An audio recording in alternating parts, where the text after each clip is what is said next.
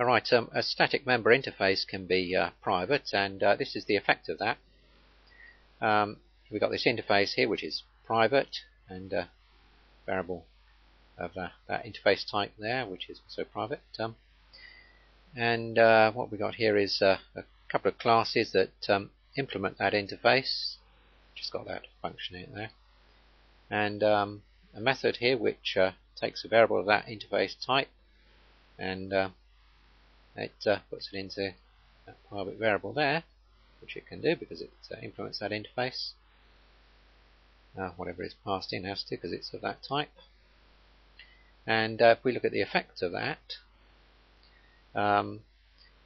outside the class, in this class test here, well, there's certainly no problem in creating a variable of type a.b, because that's perfectly okay. Even if it implements I, doesn't matter. We can a.b, b is not private in any sense, so we can do that, provided it's in the same package and it's got accessibility, of course. And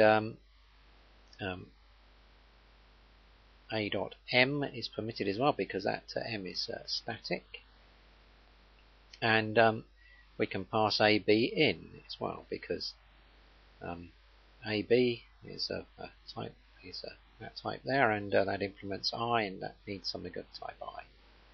So although I is declared private, the compiler still knows that this variable ab, it knows that it implements I, even though I is private. And what you can't do is this down here. You can't say a.I, because I is private. That's the only thing that you can't do. And as a result of that, I is not visible outside of A. Okay, so that, I mean, what I'm saying down here is basically the same as it. The compiler knows that B implements I, but has no way of referring to I outside of A. And it's only A that can make any use of the fact that A and B and C have got this common interface that they share. That can only be used. That fact can only be used inside of that class A. Okay. To let you into a little secret here. This is the truth about nested classes. Now then, as far as the virtual machine is concerned, there's actually no such thing as a nested class. They are all top-level classes, and there's no special support was added for nested classes. Now, nesting itself, in fact, is all handled by compiler transformation. What that means is it takes your source code and it really turns it into something else and compiles that instead. Now, if you think about it, we would hit some problems here if one class is trying to access a private field or private method in another class. And the way it gets around that is to add what's called access methods in the other class. So it accesses those methods, and then those methods do the call or return the private variable or whatever it is. And this thing below shows what actually happens. Here we got a private static class inside here, inside there, and does a few things like this method here, access test. It accesses this private variable outside and calls this procedure, this method test, which is also private and static outside. And we've got this accesses J here inside .j, and that's private. We're accessing that from outside the class and so on. So you can see what we're doing. Okay. What happens to that? Well, when you do the compilation, what actually ends up is it effectively is compiling these two classes here. One called out$inside, and more or less looks the same until we come down to here, where we need the variable, we need this this field I from the outer class, and what it does is it calls this thing, which is outer.access.000, and outer.access000, all it does is return I. I can do that because it's sitting inside this class. And similarly, this is 100 is a call to test. And so that gets put into there, and test, instead of calling test, you call that method there. These access methods are always static. They do the appropriate operation. They're placed in the class where you need to return it. And here is same sort of thing, returning J, which is used access to down there.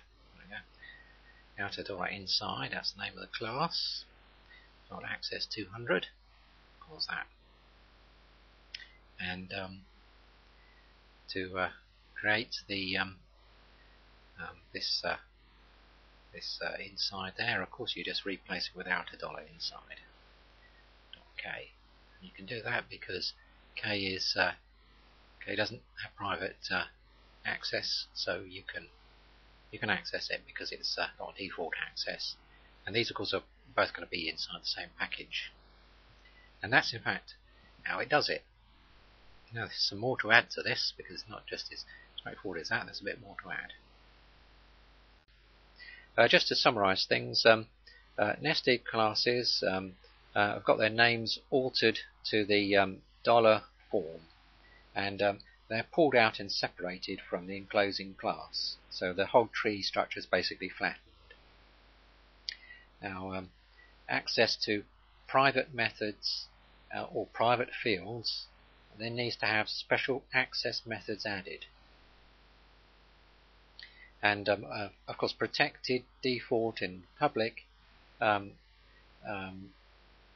access is all automatically okay because the dollar form, of course, sits in the same package, so there's never any problem with those.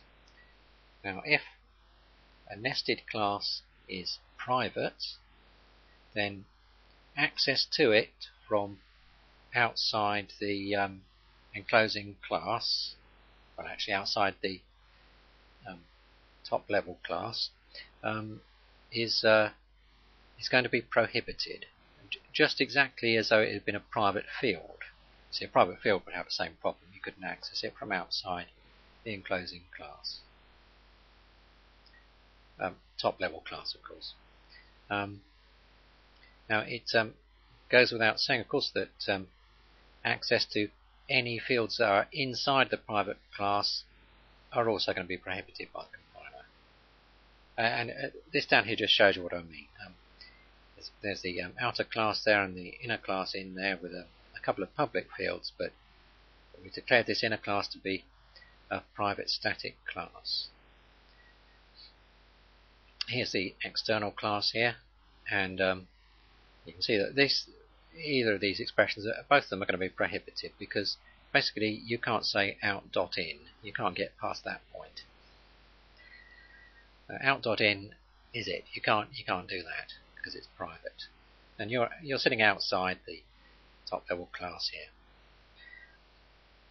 Okay, so that's basically what you can't do. So it's what you'd expect really.